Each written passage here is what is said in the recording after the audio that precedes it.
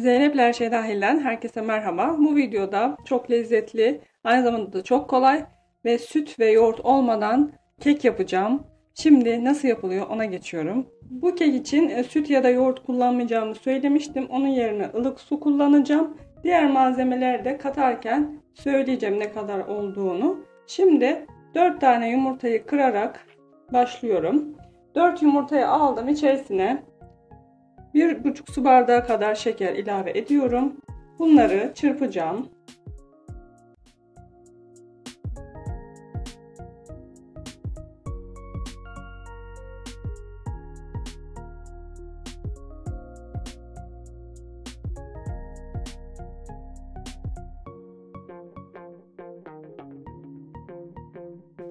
Bu kıvamı alana kadar çırpmanız gerekiyor. Ne kadar çok çırparsanız o kadar kek kabarır. O yüzden şu kıvam bunun için gayet iyi. Şekerle yumurtayı iyice çırpmak gerekiyor. Şimdi de diğer malzemeleri ekliyorum. 1 su bardağı kadar yağ ilave ediyorum. Ardından da ılık suyu ilave edeceğim. Ve bunları yine çırpacağım.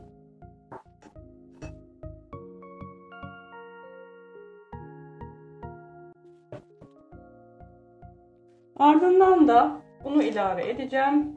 Unu 2-3 defa elerseniz daha da güzel kabarır kekiniz. Üşenmeyin ve 2 defa en azından eleyin. Sonra da kabartma tozu ve vanilya ekleyeceğim. Ve yeniden çırpacağım.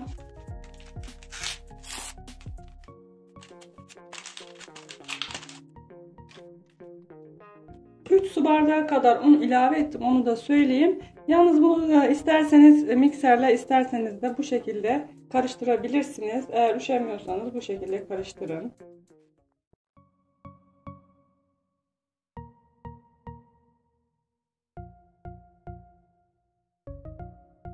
Gördüğünüz gibi bütün unu harca yedirdim.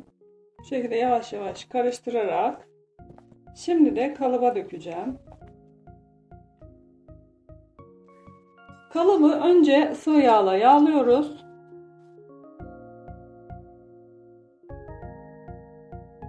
Sonrasında ise hazırlamış olduğumuz harcı şu şekilde döküyorum. Fazlasını dökeceğim, birazını ayıracağım. Kakao ekleyeceğim için.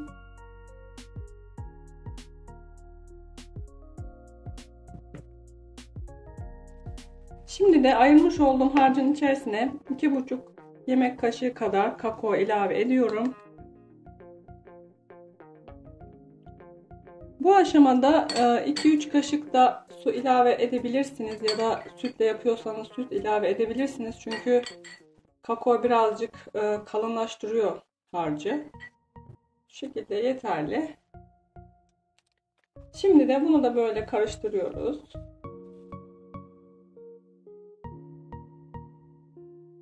Şimdi de kakaolu harcı döküyorum.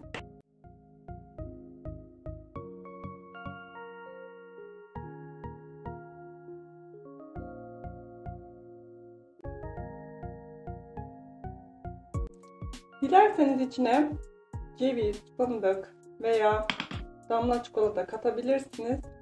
Ben sade yapacağım için katmıyorum.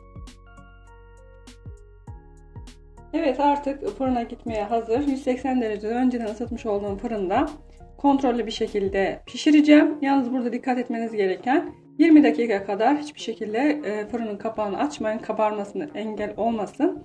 20 dakikadan sonra kontrol edebilirsiniz. Şimdi fırına gidiyorum. Pişen keki fırından çıkardım. Şöyle de bir çöp şiş yardımıyla kontrol edebiliriz. Gördüğünüz gibi pişmiş. Şimdi soğumaya bırakıyorum. Soğuduktan sonra ters çevireceğim.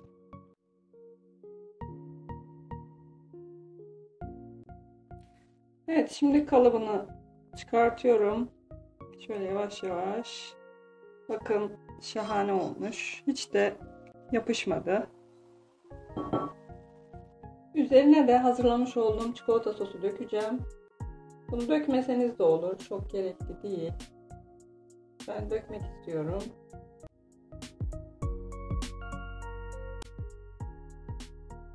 Üzerine de şöyle ceviz dökeceğim. Bu da isteğe bağlı. İsterseniz fıstık da dökebilirsiniz.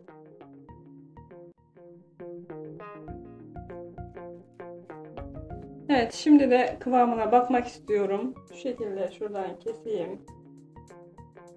Sadece suyla hazırlamış olduğumuz kek. Bakalım içi nasıl.